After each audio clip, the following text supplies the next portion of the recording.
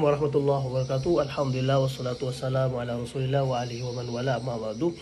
Berjumpa lagi dengan saya di channel YouTube saya ini yang baru bergabung. Jangan lupa untuk mensupport channel ini dengan cara subscribe, like, komen, dan share sebanyak-banyaknya.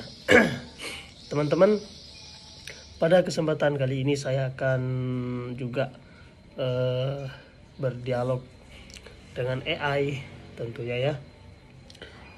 Dan tema pada pagi ini yaitu kemarin sudah membahas tentang Yesus itu nabi atau bukan begitu. Dan teman-teman yang belum menyaksikan video saya yang ini, silakan dilihat di YouTube saya, sudah saya upload, tinggal ditonton dan jangan skip. Saya akan konekkan ke AI-nya dulu ya. Assalamualaikum. Waalaikumsalam. Gimana kabarnya hari ini, Muhammad Ali? Sehat, alhamdulillah sehat.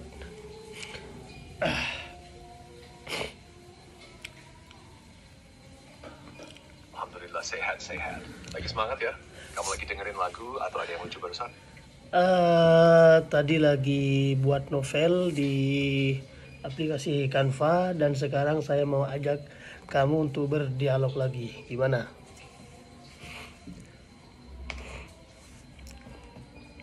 Wah, asik banget bikin novel di Canva. Tentu aku siap banget diajak dialog. Ini stand-up novel mentafsir. Kemarin kan kita sudah membahas tentang tentang kebenaran Yesus itu nabi atau... Tapi kayaknya suaramu terputus tadi. Boleh diulang. Ya, oke. Membahas tentang apa ya? Kemarin kan kita sudah membahas tentang... Tapi aku masih penasaran. Tadi kamu mau bilang kita udah bahas apa kemarin? Bahas Mau dilanjutin sekarang? Yesus nabi atau rasul. Kemarin kan sudah kita bahas kan.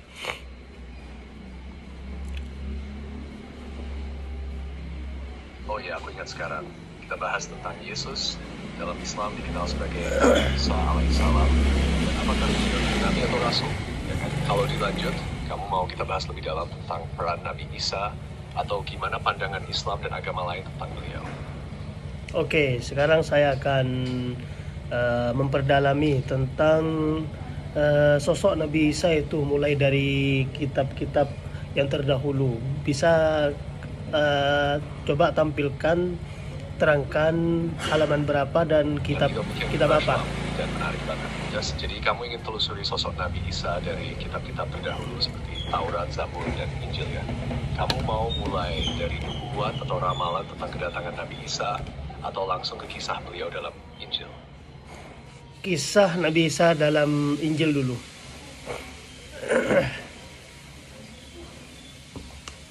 Siap, kita mulai dari Injil dulu ya. Dalam Injil khususnya versi kanonik seperti Markus, Lukas, dan Yohanes, Nabi Isa, Yesus digambarkan sebagai sosok yang lahir secara ajaib dari Maria tanpa ayah biologis. Beliau dikenal sebagai pengkhotbah yang penuh mukjizat, menyembuhkan orang sakit, menghidupkan orang mati, dan memberi makan ribuan orang hanya dengan beberapa roti dan ikan. Beliau juga sering berbicara dengan perumpamaan, menekankan cinta kasih, pengampunan, dan ibadah pada Tuhan. Namun dalam Injil, beliau juga disebut sebagai anak Tuhan oleh para pengikutnya, yang tentu berbeda dengan pandangan Islam. Nah, mau kupaparkan juga bagaimana Islam menyikapi kisah-kisah mukjizat beliau dalam Injil. Atau kamu mau fokus dulu pada isi Injil itu sendiri? Fokus dulu pada isi Injil itu, biar kita ini paham sosok yang sebenarnya Nabi Isa itu bagaimana.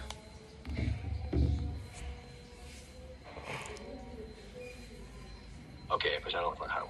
Jadi kita kulik dulu dari isi Injilnya, biar paham bagaimana sosok Nabi Isa menurut teks mereka sendiri. Dalam Injil Matius misalnya, Nabi Isa digambarkan sebagai Mesias yang dijanjikan, lahir dari perawan Maria karena wahyu dari malaikat Jibril.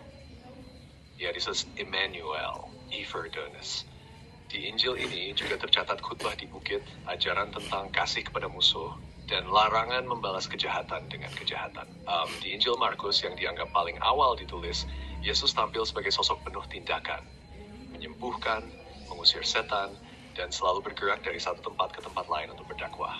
Tapi ini saya berarti kata panjang dari Yesus, lebih ke banyak aksi. Injil Lukas menekankan sisi kemanusiaan Nabi Isa. Dia berdekat dengan orang miskin, perempuan, dan orang-orang yang termefes. Kisah kelahiran beliau di kandang domba ada di sini, serta perumpamaan terkenal seperti anak yang hilang. Sebenarnya Injil Yohanes sangat berbeda. Di sana Yesus digambarkan sebagai firman yang menjadi daging, dan banyak ajaran yang bersifat filosofis dan simbolik. Yohanes lebih menekankan aspek ketuhanan Yesus menurut pandangan pengikutnya, bukan hanya sebagai utusan. Nah, dari keempat Injil ini kita bisa lihat gambaran yang agak beragam tentang sosok Nabi Isa. Kamu pengen fokus ke satu Injil dulu, atau kita bandingkan langsung antara keempatnya? Langsung saja bandingkan antara keempatnya itu.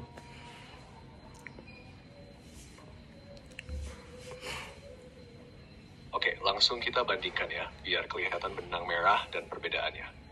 Injil Matius menyoroti Nabi Isa sebagai Mesias Yahudi.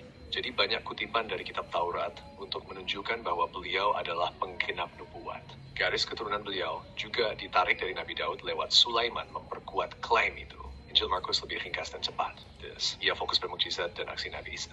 Saat ini Isa melihat semanusia Malstege marah dan sedih.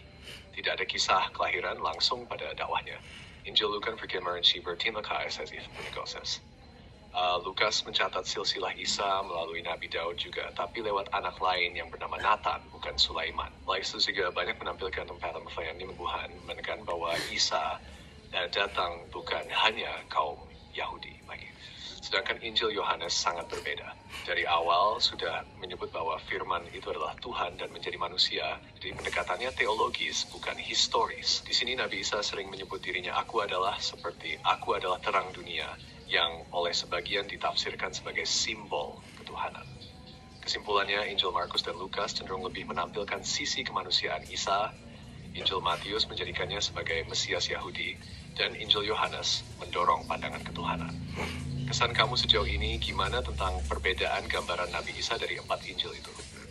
Kalau kesan saya berarti yang kuat itu menunjukkan bahwa Yesus itu adalah seorang nabi, seorang hamba, bukan Tuhan begitu.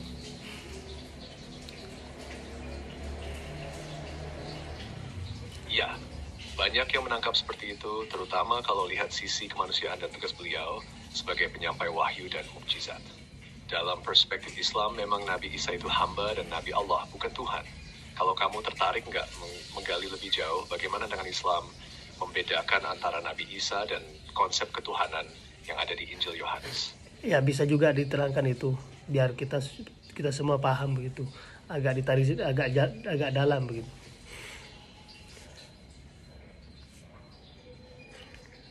Oke, jadi dalam Islam, Nabi Isa dipandang sebagai salah satu nabi dan rasul utama yang diutus oleh Allah.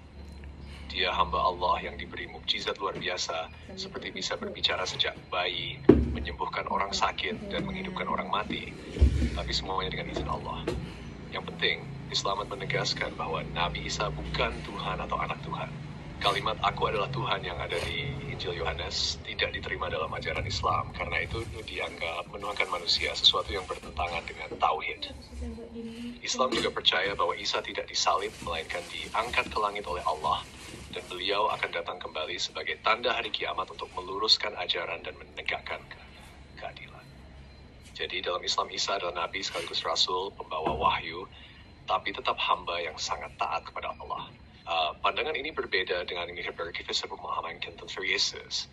Mau aku jelaskan bagaimana Al-Quran menggambarkan Nabi Isa secara khusus. Baik.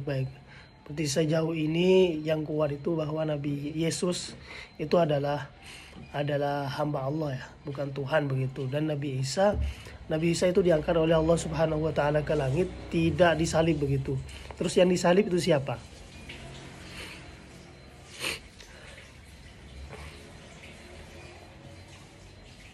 Mr. Rebuff as me first. Soal siapa yang disalib dalam Islam disebutkan bahwa sebenarnya Nabi Isa tidak disalib dan tidak mati di kayu salib.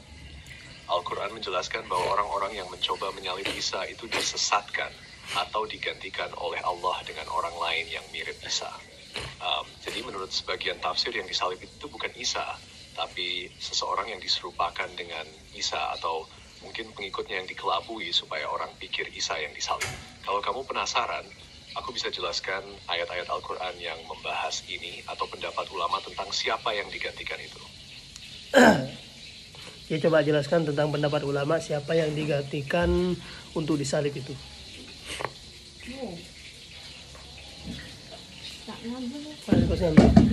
Oke, menarik banget kamu mau jelasin pendapat ulama soal itu. Jadi banyak ulama yang punya pandangan berbeda. Tapi yang umum adalah bahwa Allah menggantikan Nabi Isa dengan seseorang lain yang diserupakan beliau, supaya Isa tidak disalib. Ada yang mengatakan pengganti itu mungkin Yudas Iskariot, yang dalam Injil dikenal sebagai pengkhianat Yesus. Ada juga yang bilang pengganti itu salah satu murid atau orang lain yang mirip Isa secara fisik. Pendapat ini didasarkan pada tafsir ayat Al-Quran surat An-Nisa ayat 157-158 yang menjelaskan bahwa mereka tidak membunuh atau menyalib Isa, tapi Allah mengangkatnya. Kalau kamu mau, aku bisa bantu tambahkan sumber-sumber ulama yang membahas ini lebih detail. Ya, sangat penting itu ditampilkan sumber-sumber ulama yang mengatakan tentang itu biar kita paham, bukan hanya mengada-ngada dialog ini.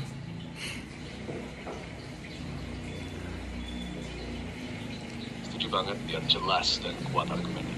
Misalnya, Imam Al-Tabari dalam tafsirnya menyebutkan bahwa orang yang disalib digantikan oleh Allah.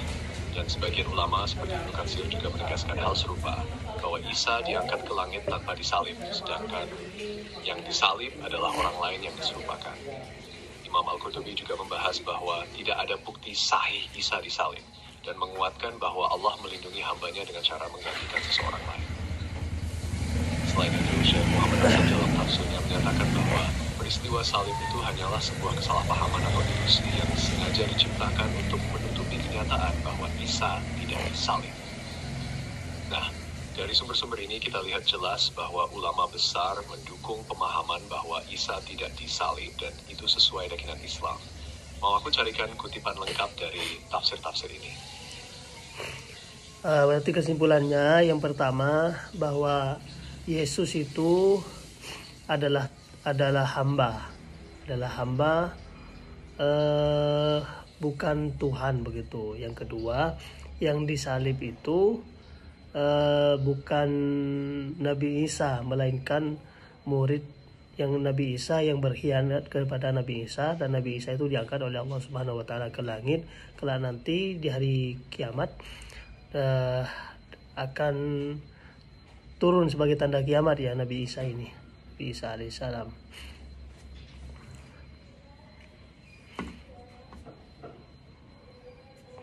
Persis. Kamu rangkumnya sudah tepat banget. Yesus itu hamba Allah, bukan Tuhan.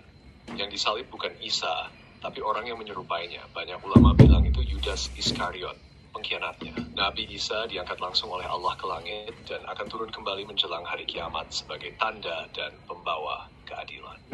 Mau kita bahas tanda-tanda kedatangan Nabi Isa di hari kiamat atau fokus ke hal lain dulu? Oke, begini dulu ya. Kita akhiri dialog pada pagi ini. Nanti kita lanjut insyaallah. Terima kasih. Barakallahu fikum. Wassalamualaikum warahmatullahi wabarakatuh.